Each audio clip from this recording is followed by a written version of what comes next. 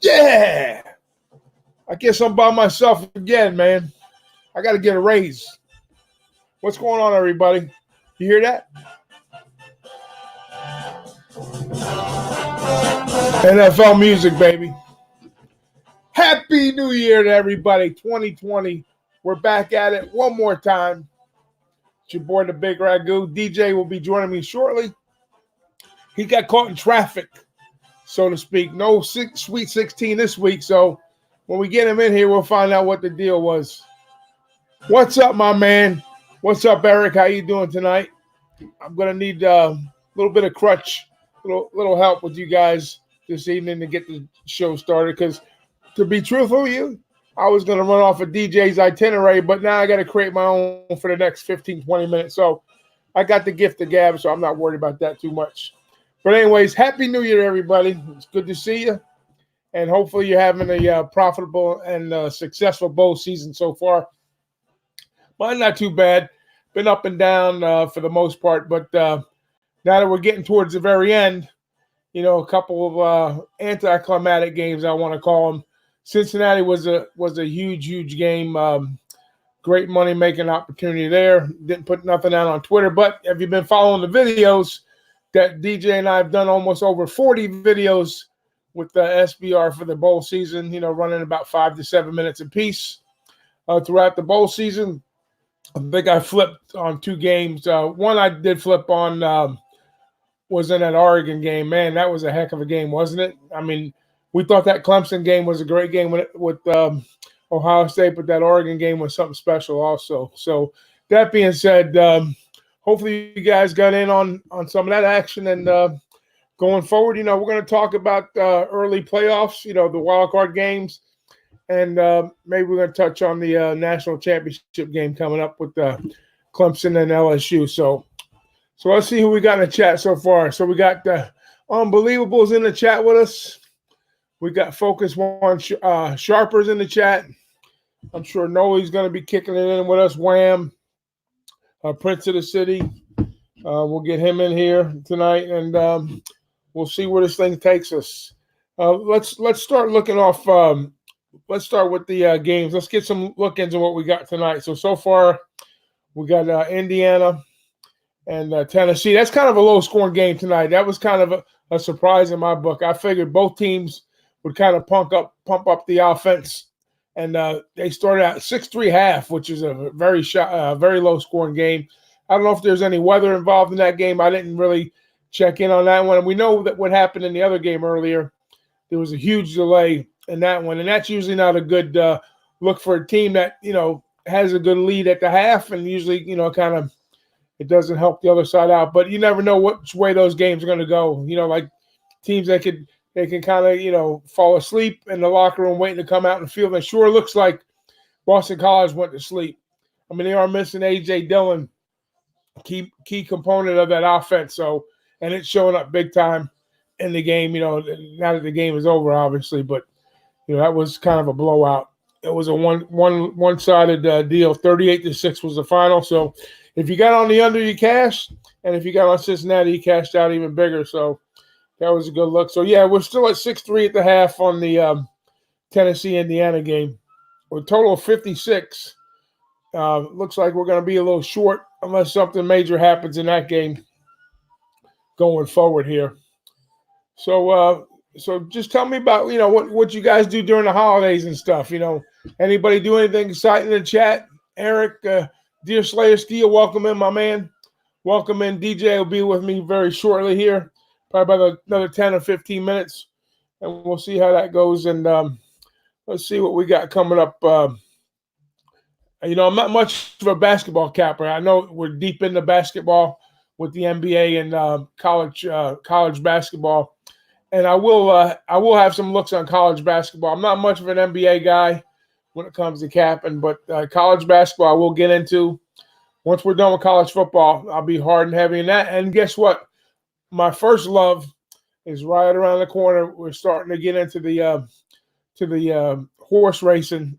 This is 2020, so now all our juvenile horses that were 2 turn the clock into January. They become 3, and what the biggest 3-year-old race in the world is the Kentucky Derby. So like towards the middle of January, all the way up until May, they'll start running all these races, all these key races up until that point. And there's a lot of money to be made in these races. A lot of newcomers, a lot of unfamiliar faces. But some things never change in horse racing. You're talking about the jocks, you talk about the owners, you talk about the breeders. All these guys, all the key players. You do your homework and you start watching out. You start reading articles, watching these prep races, and kind of set you up for the Derby in May. But that's a long ways away. But it's something I look forward to in January. They run a big race in Gulfstream. It's towards the end of the month. It's called the Pegasus Cup, and it used to be the richest race in horse races. It was an invitational race where everybody put up $1 million, and everybody who put up the $1 million, was like a winner take all at one time, and then they kind of broke it down to like the winner gets 60%. So I think last year it was like 12 million, or maybe a little less, 8 million, but a couple years ago it was 12 million. And that's a nice payday, so everybody had to pony up $1 million to get in the race. But this year it's a little different. I don't think they're doing it. I think it's only like 4 million this year. So anyways, let's start talking about this NFL weekend coming up. So let's look at the board, what we got coming up here on the NFL. I'll wait for my SBR. I'm going to pull up my SBR odds page here, which is the best page in the business, by the way, guys. You're talking all the books, talking the openers, you're talking spreads, totals, money lines, you name it. SBR odds pages got it all. And, they got all the offshores going on there. The guys that I like to look at is, I like to use Pinnacle, because usually Pinnacle, you could get a good read on the market with Pinnacle. They're a sharp book. And then 5 Dimes is nice, and Bookmaker, Bet Online, they're all nice. Bovada, Heritage, all good books here. But the first thing that I noticed when I'm looking at the Saturday games, we got Buffalo at Houston. The game opened up at 2.5, and it's still sitting right at 2.5. But the totals is one thing that kind of moved up. What's up, Trot? How you doing? Nasty Nate. Good to see you guys in the chat tonight. The total opened up at 41.5, and it's sitting right at 44. So some sharp action coming in right away up on the over. Coming up. Pinnacle sitting like 44.109. 5 Dimes 44.105. Bookmaker 44.110. And then 110, and Heritage has got minus 105 there. But, the thing that's surprising me in this game is Houston is giving up only 2.5 points, and that's where it opened, and that's where it sits. So you got about 50% of the money coming both ways, on the total and on the side. So I don't know. I'm trying to read into this a little bit. We know that Houston's knock is always in the playoffs. They've been like an early exit type thing. And Buffalo as last year, they just kind of missed out on the playoffs. And that's a well-coached team. McDermott and their defense playing really nice. And they do struggle to put points up here, of late. But when they get against the tougher teams, they beat up on weaker. But in the tougher games, they're not yielding a lot. They're not putting up a lot of points on the board here. So 44 is indicative of the total. But at the same time, I'm thinking, hey, Houston at home, less than a field goal. That's I played that already. I played the 2.5. I laid it. I think that's a good play. My rule of thumb is in the wild card rounds, usually the home teams, especially less than a field goal at home. I mean, come on, Buffalo, nice team, but I don't know, man. I got to take Deshaun and Hopkins and J.J. Watt's coming back this week, so I don't know. I'm all over that one. That's the only play I've got down so far as far as the playoffs go. Is I'm on Houston minus the 2.5. And I do see the numbers kind of creeping up. When it opened, it was like minus 135. So I guess they were kind of testing the waters here. But it's you got some spots is minus 115. Pinnacle's minus 115. 5 Dimes minus 115. Bookmakers minus 120, 119. Bovado now, if you want to get a little brave, you can lay minus 3 plus 105. So if you like that look there, if you think that Houston's better than the field goal, run on over to Bovado and play it over there at plus 105. Okay, so that's the I guess they got both AFC games going Saturday. So the other game is Tennessee at New England. Now here we go. You got 42 points is the total opener. Now we're sitting at 44.5. So some action has moved up in this spot here. And I got to attribute that to Tennessee's offense, I would think, because New England, their offense is kind of sputtered out. They're not doing a whole lot. New England's always dangerous at home, but, it's a tricky number. We got fives here, guys. The line opened at 5.5. It back down to 5. And we are seeing some of the money coming Tennessee's way. A slight lean, like 52% of the action is on Tennessee. And some people have kind of backed off on the New England money, but I don't see that number kind of moving. I do see some 4.5s. Bovada's got 4.5 minus 115. So they're trying to bait some people in there to take New England in my book. But 5, I was always an auto play on New England at home minus a touchdown, no matter what it was. Anytime they played at Foxborough, it was like almost like 70+% at the time. They're coming into the money with New England at home, less than a field goal. But this is a different New England team. There's a lot of moving pieces going on the offense. And defensively, they're still sound. They still do what they're going to do with the ball at home. Oh, there he is. Hey, what up, Joe? I'm the new CEO of Who-Bangin Sports. Hey, go ahead, take the driver's seat, man. It ain't an easy cakewalk, that's for sure. No, it ain't. No, I got to give you all the props in the world, man. Because I'm not that I'm stumbling my words, but I'm coming out here and say, hey, I ain't got nothing to go with. But you know what? I just shoot from the hip and go. Hey, believe it or not, when you was on the show last week by yourself, we got a lot of views on that show. It's Mr. Rogers of sports betting when you come in there, Hey, speaking of Mr. Rogers, you see Eddie Murphy was on Saturday Night Live last week? That was funny as shit, man. I loved it. He did the Mr. Robinson's Neighborhood, he did the Buckwheat, the Masked Singer show. Yeah, it was funny. It was funny. Good stuff. Man, as a matter of fact, you got a chat room full right here already. Rapport Rondo came and hung out with us. Dear Slash Nasty Nate, unbelievable. So it's wonderful, man. It's good. How was your New Year, my man? Good to see you, by the way. Happy New Year. Absolutely. Hey, I had a great New Year's. Happy New Year's to you. Happy New Year's to everyone, as a matter of fact, man. I had a great time. Enjoyed myself, brought it in with the fam, the wife. You know how it goes, man. I guess way better than me. When it was younger, it was a big thing, but as it gets older, it gets a little repetitious. Yeah. Sometimes you got to dig a little deep and make sure you have a good time. And sometimes you feel great just to relax and stay out of the way. So this is one of those years, man. We had such a good year here on Who-Bangin, as well as some other aspects of my life. Had some great times, met some new people. It was one of those years that I was truly grateful for. So I told the wife, hey, we got to get out the house and celebrate, pop bottles and all that good stuff. So that's what we did. Had a good time. So there you go. Time to go back to work now, though, man. It's time to go to work. We got a lot coming up. There's playoffs, a couple more college bowl games, and then we got to figure out what we're gonna do in between, Ragu. Well, listen. As long as there's games on TV and the casinos are open, there's plenty you and I can figure out what to do, and especially with the chat, because they want us to bend their ear. They want to bend our ear what's going on in the world of sports gambling. And speaking of 2019 and sports gambling, we're up to 20 states now that have legalized sports gambling. I'm going to make a prediction by the year 2020. I say that number doubles. That's what's up.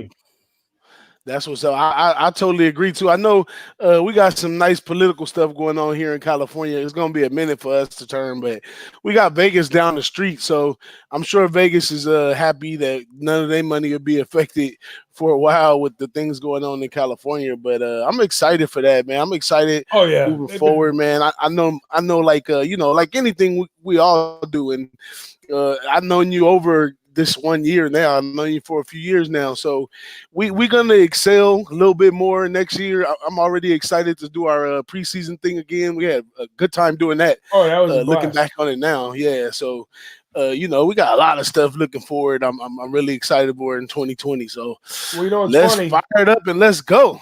People associate us, with college football, because that's, when we started out the Boston Sauce Show, that was our initial thing. We did the magazine previews, right?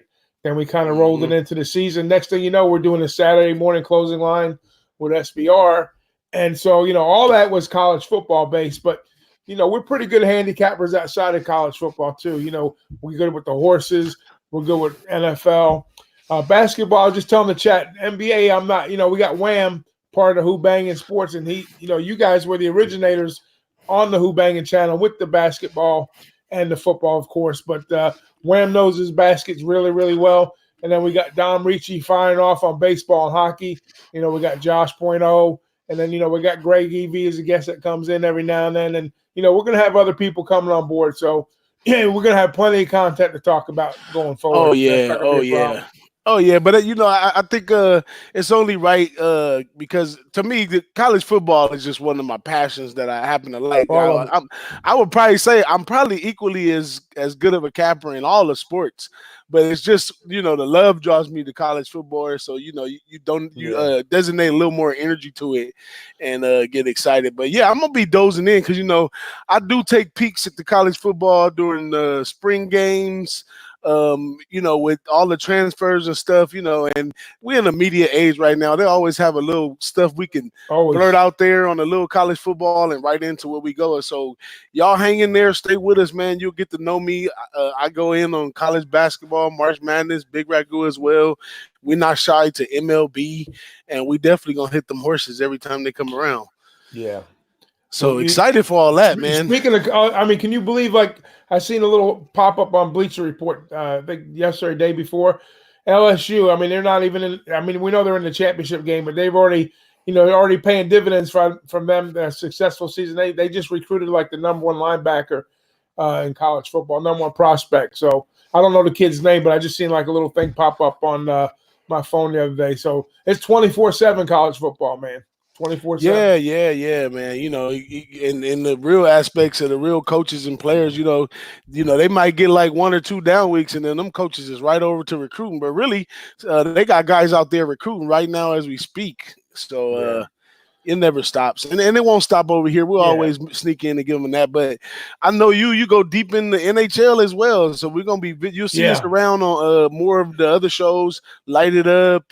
Wham Talk. We'll probably bring more college basketball over to Wham Talk now that we'll be a little freed up. And I don't know. We may take this show down to 30 minutes and combine it with Wham Talk or something. We're gonna do something creative. Keep everybody in tune to what's going down here at Who-Bangin Sports. Might get Greg EV to come in tomorrow with us for the lounge. There you go.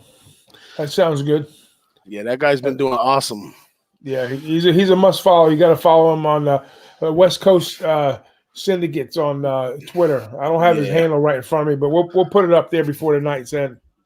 Yeah, make sure you put that up there, man. But shout out to the trap. Shout out to the chat, man. We got Trot Wham in the chat. My guy Who Dangles in here on we got some people on here on the Facebook, man. A couple people pulled up on Facebook. Dom Ricci's in here. Dom Ricci got our back. Oh yeah. And, but the guy Pook Dangles is a good buddy of mine too. He's not a big handicapper or anything, but he follows boxing. All the small stuff and big stuff. Yeah, so I'm gonna get him on one day for some boxing, man. He's a part of another boxing community on Facebook, and we'll get some of those guys over here. Hey, Paco Healy just pulled up with us, man. But man, I'm feeling great. I was listening in a little bit before I jumped on the show. I seen you was giving them some of that good old NFL stuff. Now I don't want to change that before we go in and talk about these few little wiggly smiggly college bowl games that's getting on my nerves. But I think I learned, and I kind of already knew it, but this year, because I had a pretty good successful year, it did take note. I'm draining my bankroll, messing around with these bowl games at the wrong unit price. I just really need to slow down the units a lot. I'm done. I did go big, like you went big on the last Saturday's games, which was worth it. Those are the prime time. That's what we waited for. Yeah. But the way they organize these bowl games nowadays is a lot different. I think those games back in the day probably have been something we would have saw on New Year's or something like that. Yeah. But the 28th, it was fine with me. I enjoyed it. But I don't understand how they classify a New Year's 6 game when there's only 4 games on New Year's Day. What's that all about? I don't know. Just trying to make the playoff thing. Well, it's probably going to go back because once they inclement the 18 playoff system or whatever, then that's going to change it all again. Maybe we get 6 again. I don't know. Well, But that's why you have 40. That's why you have over 40 bowl games. I think 41 is last I counted, like 40, 41. I said we did a lot of videos going into the bowl season. In about 2 weeks, we just hammered about 4 or 5 a day. And before we know, it was over, just like the season. Just it's amazing how quick. Yeah, it did, man. It totaled up on me too, and I think going over all those games kind of make you feel like you got to lay all those games, and I think I laid too many of those games.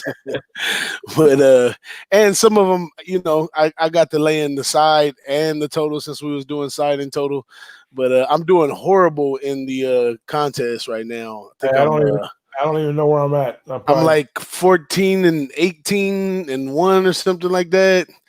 But a lot of those picks, I think next year we're going to have to talk to those guys over there, SBR. We got to cut it down a little bit. 30 picks, that made me have to have too much action on a lot of games I didn't want to have nothing to do with. So we'll have to fix that. But turning a good season kind of bad. But I'm glad I did go to Vegas and cash that Notre Dame money. Yeah, how'd you do out there? How did that go?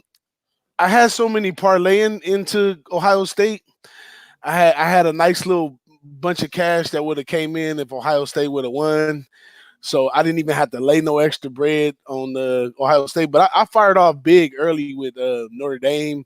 I was all over that game, man. Just total mismatch in that game. Kept looking through the stats, couldn't see nothing different. I had to hurry to Vegas because it came on so early to make sure I laid down. I did that, and the wife got up on Sunday and said, we staying a little later this time, and we putting some money on the 49ers big time. And we cashed the 49ers on Sunday night as well. So it was a good trip. Just edged out just a little bit, maybe left for 102 ahead.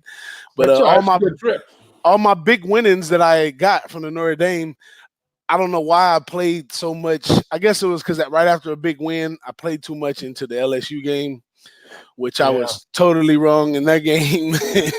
And then I don't mind losing the Ohio State game. That was like I said, I had to put no more extra money in it. It was sitting right there on the money line. Everything was juiced up. So I was like, hey, if it happens, it happened. I didn't even hedge it. I said, if it happens, it happened. If it don't, it don't. Yeah, you know what I got involved with the Ohio State, not the Ohio State, the LSU Oklahoma game.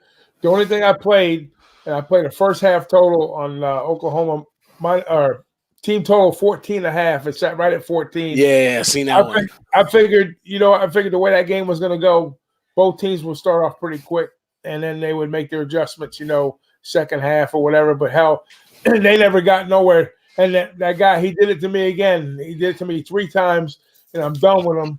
And I'm glad he's not playing no more football for Oklahoma. Jalen Hurts, take those turnovers and stick them up your ass, my friend. I had to take a look back. And the bowl games are so tricky, man. And we talked about Jalen Hurts early. I knew the guy wasn't a primetime quarterback. We seen him get his position snatched in the middle of a national championship game. Yeah, I don't know why I had the faith in him that things would miraculously change because he had seen this LSU team, but it wasn't as much of his fault as it was just Joe Burrow's just that good, man. Like he's a guy that I don't know. I don't see what it is though, Big Ragu. I don't see that fire in him or nothing like that. He's just remarkably skillfully good. Yeah, he's a cool customer is what he is. In other words, he handles his business in a way that, I'm not gonna say we're not used to seeing in college football, but he's very professional. I'll put it that way on how he handles his business on the field. I was talking about the turnovers that Hurts come up with. Like the last few games. That hurt him points going in. And then we did miss a field goal, I think, also. So that kind of would have put the game over to 17 points versus 14. But anyway, who's crying over spilled milk? There's more money to be made. Nah. Nah. We knew not to go. I mean, after a long good season, we knew not to go broke. But Oh yeah, I got caught in my hand in the cookie jar a couple times. But that hurts, dude, man. Is what I should have did, and I will do next year, and especially next year because we'll do a way better job on those preseason things because we'll start a little earlier next year so we get it all done. Take our time and stuff. But if we would have went back and listened to the tapes on all of those all those conferences and stuff that we put together, there's a lot of insight. Just thinking about some of the stuff we said, like I was so far on Jalen Hurts. I said the third time would be the worst one for the coach trying to take players from one place and bring them over there and send them to the NFL. And this was the worst one. This guy's not going no first round. Yeah. He's none of that stuff that applied to Kyler Murray and Baker Mayfield applies to him at all. And I knew it. You wasn't going to get that. You wasn't going to get that 3 years in a row. Yeah. Well, he first of all, he's a run quarterback. He's not a passer option. Not even, I say option is very limited in the sense where he can put the ball downfield. He throws a decent ball, but he's not real accurate and he's inconsistent in that regard compared to Murray or Mayfield. Yeah. But I think there were some other guys that could have been in New York City with the suits on, other than him. That might have represented. Not saying he's a bad player because he's not a bad player. He's a great player. He makes the wrong decisions at the wrong time and he doesn't take care of the football. That's his knock. Yeah, well, that's they don't have no tolerance for that in the NFL. You can go from a hero to a zero in 3 plays in the NFL. So, yeah. I done heard Kirk Cousins. I done heard all kinds of people names slandered all over the place, and then I see them come back and have a good week, and then they have a bad week. So I don't know, but what are you looking at in the NFL? Since I kind of missed you for the first 2 Saturday games, have you have any books on those games yet? I had set with the Seattle game for a hot second, and I was thinking Seattle because this Pete guy, he kind of scares me in these playoffs games. But at the same time, this Philadelphia team what they do 4 straight now, or is it 5 now? I think they're on 4 straight. Philly? And yeah, but they did struggle a little bit in that game and had to get it together. So I don't know playoff wise are they ready to go all the way right there? But Buffalo, Houston, so many people on Houston, it makes me want to take Buffalo, and 2.5 plus 2.5 plus 2 is one of my spots right there that I try to take those plus 2s. A lot of times the line setters is kind of mixed up when you get that 2.5, but don't want to have no parts really of New England at all unless I'm taking New England. And this Minnesota-New Orleans game, I lost. Well, Minnesota kind of saved me last week, but I lost so much money with Minnesota. I don't know if Cook is playing. I don't know who's playing over there. They having some personnel problems right there, and the Saints are rolling right now, putting up big points. But one thing I know about the Saints is they could come out and put all those big points up one week, and then they can come back the next week and play way under. So I would be expecting this total to go a little higher than 49, but this is not a year we've been getting really high totals in the NFL. I think maybe 52, 54 might have been one of the highest for the year. Yeah. We haven't had a 57 in the NFL and I don't know how long. But so I don't know. To that one. I think up in these ones, I'm just going to come with a few contrarian plays. Probably take Buffalo as a contrarian play. Probably take the under in the Saints game as a contrarian play. And even the Seattle play is kind of a contrarian play, but I don't know. I guess they are a favorite. They -1, or I don't know how they figure that out, but I don't know. But I kind of like Seattle as the best pick, though. Yeah, you're going to hear me say this a lot during the playoffs, and one of the biggest factors I like looking at is turnover ratio, which I'm not going to talk about those tonight, but the other one is being able to win on the road in the playoffs, and that just like Major League Baseball, the teams that win on the road are the ones that are going to go further down the road, so to speak. But I mean, if you're looking, and I'm looking at team rankings, if you guys want to know where I'm getting this info, I'm on the teamrankings.com site. And I'm looking at teams that win, away teams that, as away teams, their records. So that all the top teams, Baltimore 7-1, New Orleans 7-1, Seattle 7-1, San Francisco 7-1, Kansas City 6-1, New England 6-2, Buffalo 6-2, Green Bay 6-2, Tennessee 5-3, Philadelphia 4-4, Minnesota 4-4. So that pretty much covers what 90% of teams that are in the playoffs. So all of them are better than 75 to 87.5%. All the key, the teams that have the buys are up in that 875 or better percentile range. So you got Baltimore's got a bye, right? New Orleans has a bye. Oh no, New Orleans playing Saturday. Who's got the home? So San Francisco and Green Bay have the bye this week, correct? Yeah, San Francisco and Okay. yeah, you got it. But anyways, so they're sitting at home. But anyways, New Orleans 7-1 on the road. Now, if you look at the ATS numbers, Baltimore is plus 15.8 units. New Orleans is 7.2.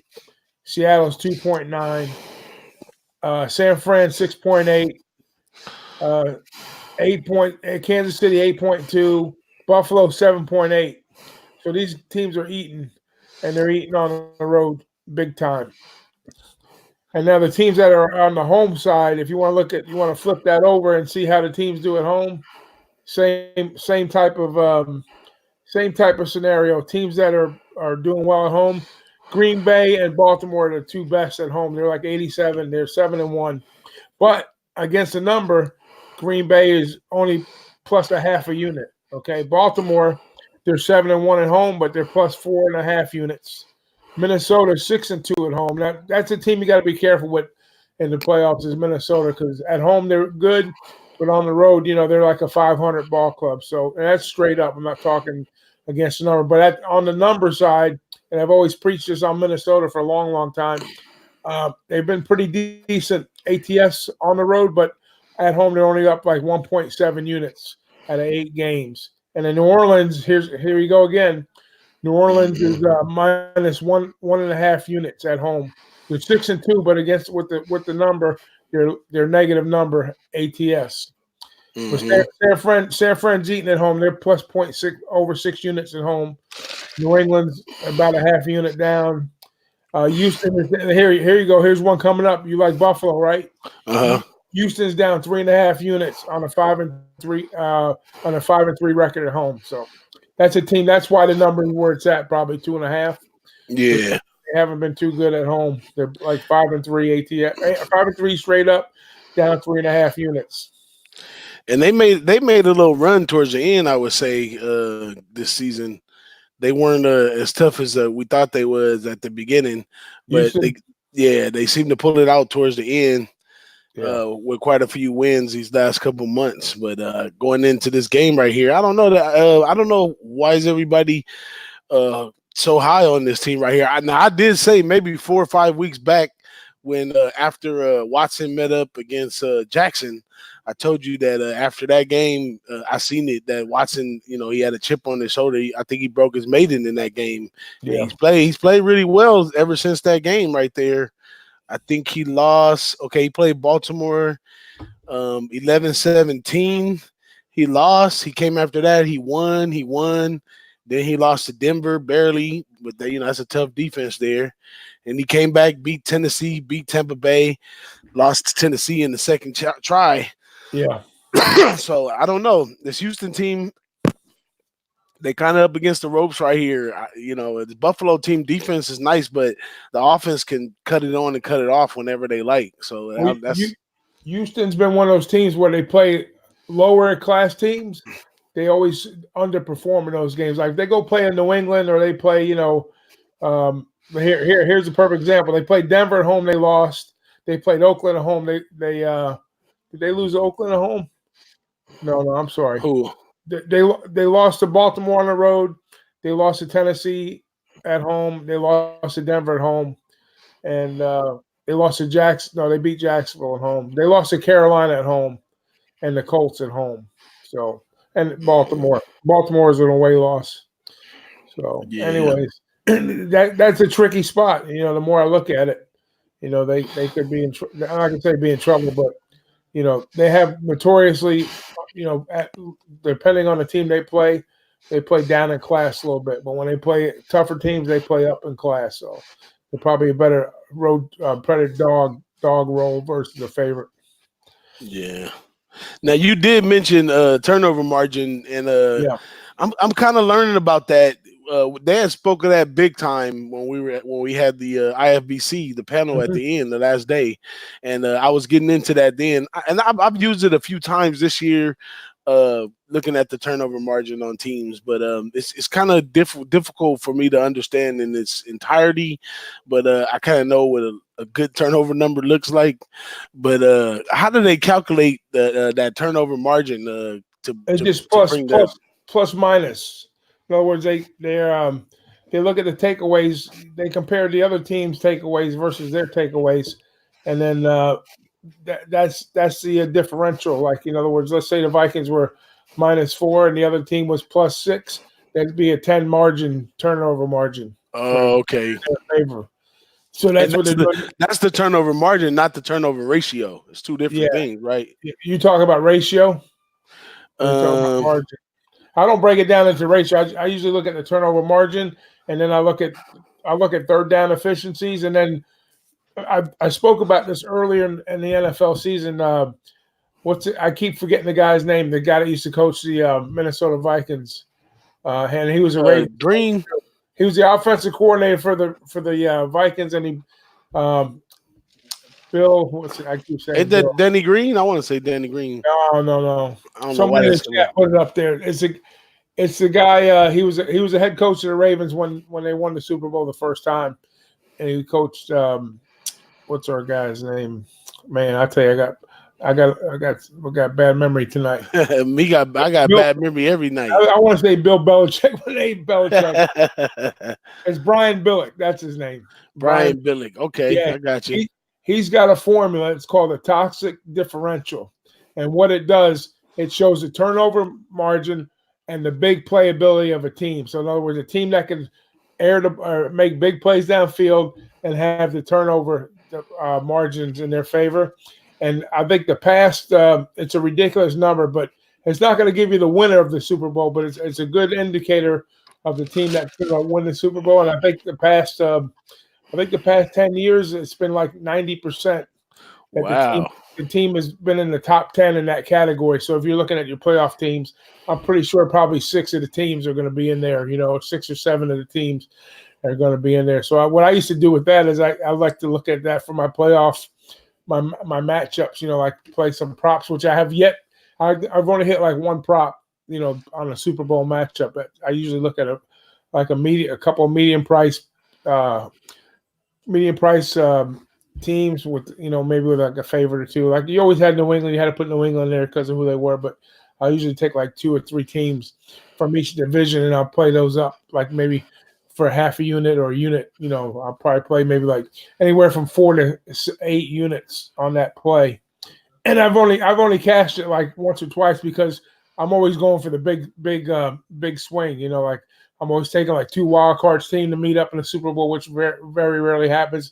And if that happens, it's going to pay something like plus 4,000, 40 to 1, or 30 to 1, something like that. Now, one year I had the Ravens to win the Super Bowl when they were wild card. I paid like 35 to 1 on that. That was nice. Hey, well, I seen you swing for the fences on horses and hit the ball out the park. So I know it happened.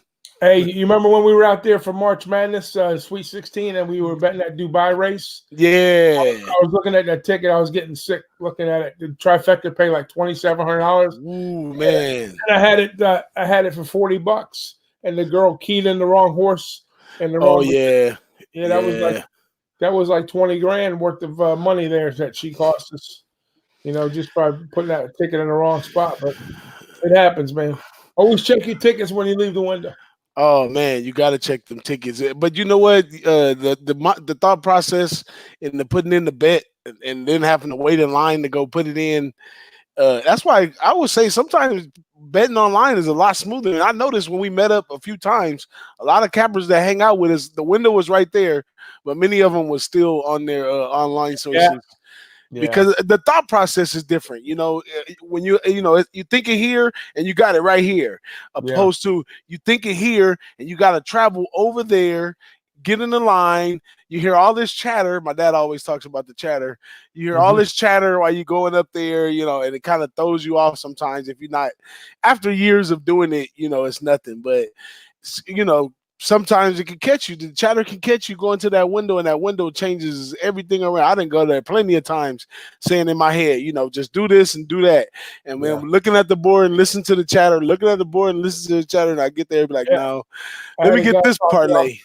Years when Green Bay was playing Pittsburgh Steelers, I told my friend I lost that year. I bet a parlay.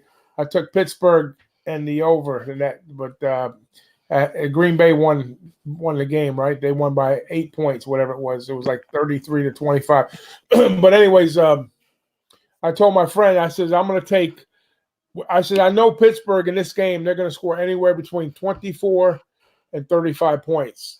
Without question, I said, that's their number in this game. They're going to score between 24 and 35. So what I want to do is I'm going to take the highest odds. I don't care what the number is, whether it's some stupid number. I'm going to bet $100 each way on the two highest odds of points scored by Pittsburgh between 24 and 35. And it was 25 and 33. It was like 61 and 101. So my friend says, "Why are you throwing your money away? Why you just bet the parlay for 200? Don't waste. You're going to waste $200." And then, sure enough, at the end of the game, without even realizing, I got the sheet. You know the sheets they give you in the casino with all the odds and all the props and all that bullshit. So, anyways, I got it circled. I still got the paper. I saved it. Not that it means anything. Anyways, it landed on 25. The game, because I think at one point in the game they were down by whatever it was. They were trying to make it 27, and I think they were up like 34. I think it was 34 to 25. And then they were going for 2 to try to, get it to 7. So anyways, they didn't get the 2-point conversion, and the game ended like that. It was 34 to 25. They paid 100 to 1. So if I'd have put $100 on that, that'd been 10 grand, just wow. Yeah, but it was the same thing. I was standing at the window. I had the paper in my hand. So I put $100 on both sides. And my friend says, "No, man, don't do that." Blah, blah. I'm listening to him. I say, "Yeah, you're probably right." He says, give me Pittsburgh and over. And then it landed on 25. I was sick as a dog. Yeah, man. That's how it goes at that window, man. That's why we always say, see you at the window, because the window is important. Right. The window is very important. Yeah. But what about so overall on this NFL card right here, you got it dialed up with your best one, or are you still thinking on that one? Man, you know what?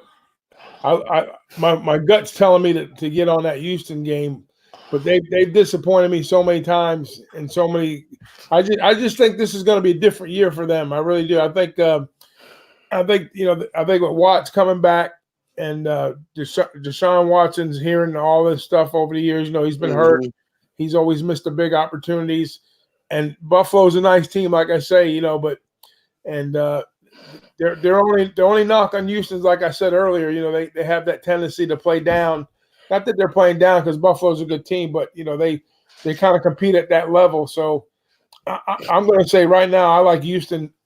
Usually the rule of thumb is wild cards is a home team. That's always been a rule of thumb. Especially the first rounds. You always kind of you're probably going to come out on the. You're not going to get killed betting the home teams in the first round. That's what I think, anyways. If you took all the favorites or all the home teams in the first round, I think the worst you're probably going to do is split. You might go 3-1, 2-2. I don't think you're going to go 1-3. So I think Houston is my best look on the first weekend. That's who I'm going to go with. Just because of the short number, less than a field goal at home, it just makes a lot of sense to take that play. Yeah, I feel you on that one. I don't know. Do we mess around with New England or what? Because New England could beat the brakes off of them, or they could barely win. We don't know. 5 is a tricky number too. Yeah, very tricky. I was just telling the chat earlier, before you got in, that New England, New England's going to be New England. They're going to scheme. They're going to do what they got to do to win a game. But 5, that's such a tricky number, dude. The first week, just. I don't know. I just have a hard time stomaching their offensive efforts the past month. It's just been really ugly to watch. It's not your typical New England team. It's going to be a typically coach game by Belichick, and Brady's going to try to do all he can, but They just don't have all the weapons that they normally would. They don't have the reliable hands. They don't have the running game. Just they're going to have to get. They're going to have to really get Edelman as usual, and White involved. White's going to be the key to that team. He's going to have to make a lot more plays coming out of the backfield, and we're mixing the run and the pass up. I think if they're going to have any success, but 5 is a tricky number in my book. Yeah, I'm scared of it, man. I got to be a little more disciplined and stay away from it for real, because it do look tempting to get. That's kind of a short number on a good team, but we haven't seen the Patriots team that we used to this year. No, but at the same time, with a guy like Belichick, he can bring it out of him on any given Sunday. You can see that team, and you got Brady back there manning the troops. But I don't know. I can't. If they are going down the drain, I can't believe they're going down the drain like this. But I've said it for years that Brady was having a hard time throwing the ball past 30 yards. Anything past 30 yards, he's missed some spots this year, throwing overthrows and underthrows. He can't really throw down the field. I mean, he's always been a quick slant, right across the middle type passer, and we built him up to be this greatest guy. He really only had to throw those big balls in some critical games and some critical situation. But for the most part, during the Belichick scheme, the ball is thrown with timing. So there's no time to do all that extra long passes and stuff like that. So, the more I look at this board now, I'm looking like I just got through preaching about Minnesota being a good road team, with points, getting money. I mean, they're getting 8 points, 7.5, 8. Seattle is on the road laying points. That game came off a pick'em to 2. Some spots 2.5 at Bovado. So if you like the home team, then Philly's a good play there for you. If you wait, you probably get 3 by the time the game goes. But Seattle eats on the road. Like I was saying to you, Minnesota, they're better on the road at covering the number. New England, we know their stories this year. I don't know about Tennessee. I'm not too sure how Tennessee is going to fare out there. But then Houston, they struggled at home and then playing against lesser, like I was saying there. So these wild card games are not as tricky or not as easy as I think they are. Look at it. You can't go in there and say, give me the home team, because it ain't going to work out that way. With the Houston scenario, which I like, New England scenario, which they're struggling, New Orleans against a tough Minnesota squad, and Philadelphia struggling against a pretty hot Seattle team on the road. So all these games are not going to be very easy here. So I'd probably say if you're on the home teams, you're probably going to split 50-50 some way. I don't know how it's going to pan out, but it's probably going to be a 50-50 split one way or the other. I don't know about covering with Saints, though. I think and we've seen it time and time in the NFL this year, can't be laying these large lines with these NFL teams. These teams will shock you. This is the biggest one on the board for the weekend at -9. It's almost tempted to take Minnesota. Seattle been on the road. It'll take a team like Minnesota, and Minnesota plays well on turf as well. And that's usually the advantage that the Saints have. They get a little faster on turf. Minnesota can play on turf just as well. And I'm not saying that they could beat them, which they could, but I'm not even going to go there with it. But I think 9 is a juicy number to get. In a playoff game, you talk about if you look at some of these bowl games, if we would probably took all the points in all the games, we probably would be up, because you got a lot of dogs that win anyhow, outright. You know what I mean? So taking that 9 in that game, and I was thinking about this the other day. I was driving. I was like, which one feels best? I mean, which one feels worse? When you take a dog and the dog gets blown out, right? Or when you take a favorite and it gets beat by the dog. I think I'm more comfortable with taking a dog and them getting blown out, opposed to taking a favorite and they get beat by the dog. I mean, a win is a win, a loss is a loss. But it's emotional roller coaster being the sports bettor at times, and that's one of the big things I worked on last year, and it was helped out a lot in the long run. And that was taking all the emotion out of my decisions that I make. You got to get those emotions all the way out of there. You got to clarify your thinking, but once you get wrapped up in the game, that's a different story, because your action's in, and now you become more of a fan, plus an investor, so to speak, in the game. But when you're handicapping the game, you got to remove all the emotion out of the game, and you just got to stick with what got you to the window. Just Yeah, can't. You just yeah. can't. You can't. If you have any doubts, see, that's when you start getting in trouble. When you start thinking, that devil's tapping you on the shoulder. You got the angel, the good guy in this, and the bad guy over here. And that's when you got to slap them both off his shoulder and say, no action.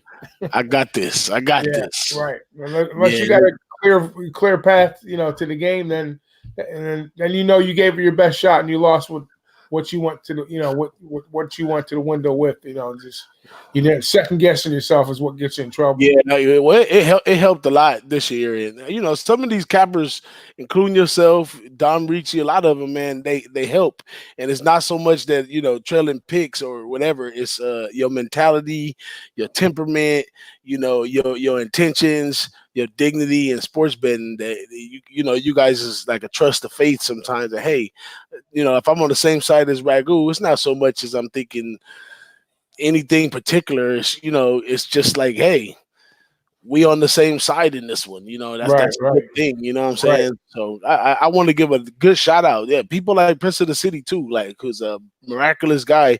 You wouldn't even as much comedy comes out his mouth and some of the things he say, you wouldn't believe how great of Oh a yeah, capper he is. he knows what he's talking about. Yeah, I mean, in Except, tennis for sure, but Except when outside you of talk tennis, about Philly, yeah. When you talk about teams in Philadelphia, you got to shut your ears with him because he hates.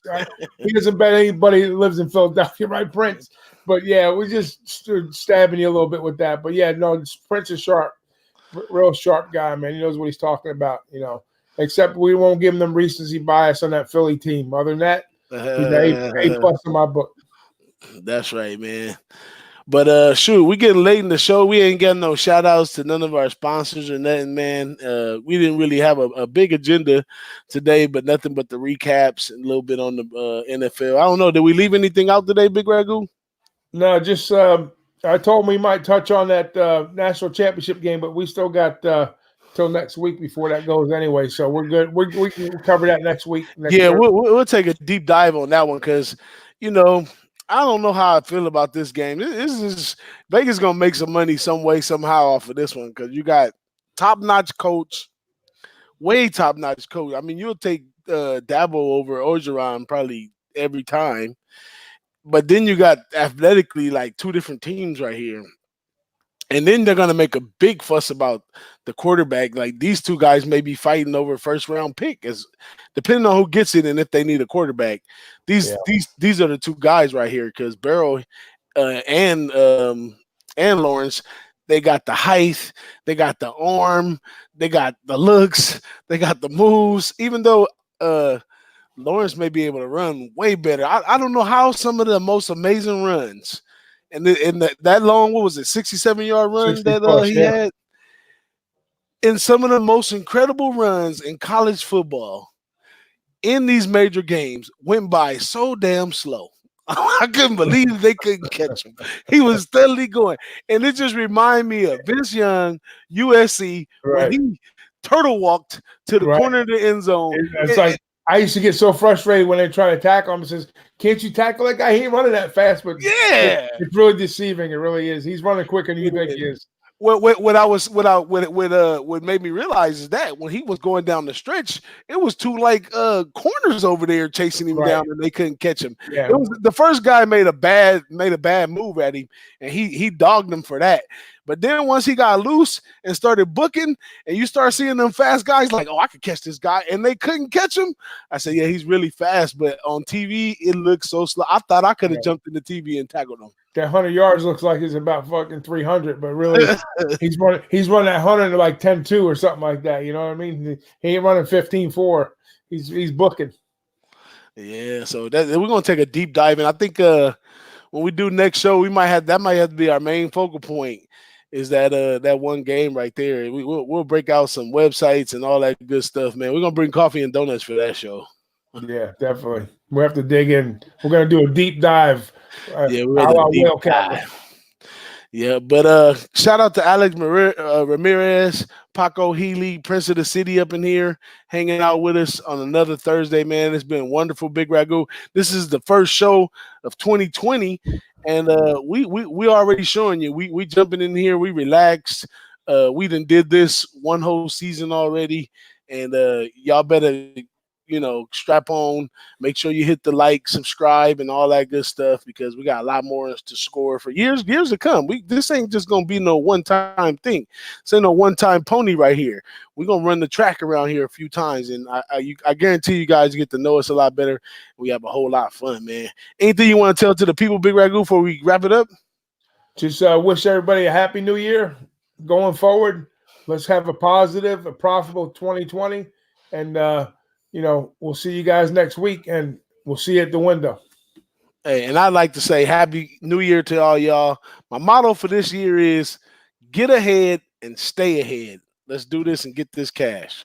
Right. We're not looking in the mirror. We're looking forward. Let's keep it rocking. That's right. Let's go. All right, man. Y'all have a good one. We out of here. Hey, it's Don Ricci here. And for someone who's been in the moving business for over 35 years, I know how stressful it can be.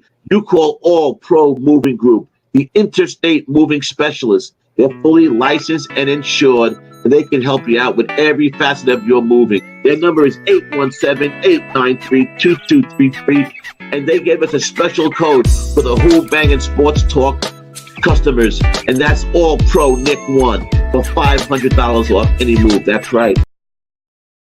The Boss and the Sauce Show. Boss and the Sauce Show. Boss and the Sauce Show. Boss and the Sauce Show.